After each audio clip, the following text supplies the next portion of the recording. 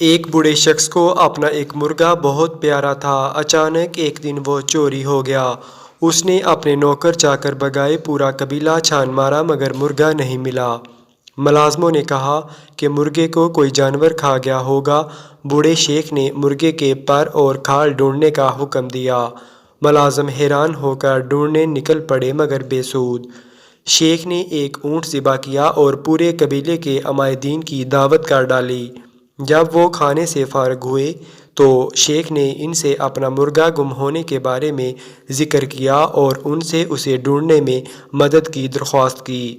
کچھ زیر لب مسکرائے، کچھ نے بوڑھے کو خطبی سمجھا مگر وعدہ کیا کہ کوشش کریں گے۔ باہر نکل کر مرغے کی تلاش پر، اونٹ ذبح کرنے پر خوب گپ شپ ہوئی۔ کچھ دن بعد قبیلے سے بکری چوری ہو گئی۔ بکری غریب آدمی کی تھی، وہ ڈھونڈ ڈھانڈ کر خاموش ہو گیا۔ شیخ کے علم میں جب یہ بات آئی تو اس نے پھر ایک اونٹ ذبح کیا اور دعوت کر ڈالی۔ جب لوگ کھانے سے فارغ ہوئے تو اس نے پھر مرغے کی تلاش اور بکری کا قصہ چھیڑا اور قبیلے سے کہا کہ اس کا مرغا ڈھونڈ دیں۔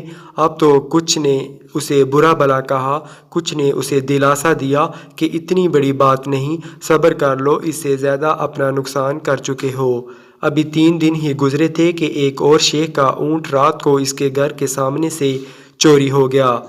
اس شیخ نے اپنے ملازمین کو خوب برا بھلا کہا اور خاموش ہو گیا کہ ایک اونٹ اس کے لیے کوئی مالی وقت نہیں رکھتا تھا۔ بوڑھے شیخ کو جب علم ہوا تو اس نے پھر ایک اونٹ ذبح کیا اور قبیلے کی دعوت کر دی۔ سب کھانے سے جب فارغ ہوئے تو اس نے سرسری اونٹ گم ہونے کا ذکر کر کے اپنے مرغے کو یاد کیا اور قبیلے سے التجا کی کہ اس کا مرغا ڈھونڈ دیں۔ اب تو محفل میں خوب گرما گرمی ہوئی اور بوڑھے سے کہا گیا کہ اب اگر دوبارہ اس نے مرغے سے متعلق کوئی بات کی تو پورا قبیلہ اس سے قطع تعلق کر لے گا۔ شیخ کے بیٹوں نے بھی باپ کی اس حرکت پر مہمانوں کو رخصت کرتے ہوئے معذرت خواہ رویہ اختیار کیا اور شرمندہ بھی ہوئے کہ ایک مرغے کے بدلے 3 اونٹ اور شرمندگی علیحدہ۔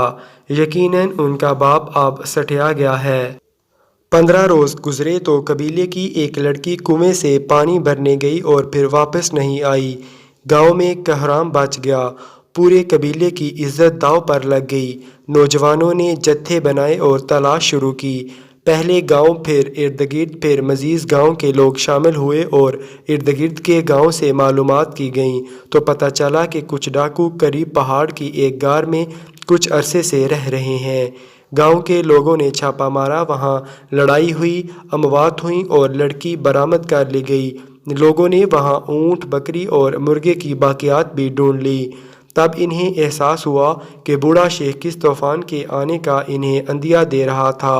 اگر گاؤں کے لوگ مرغے پر ہی متحد ہو جاتے تو آبرو تک بات نہ پہنچتی۔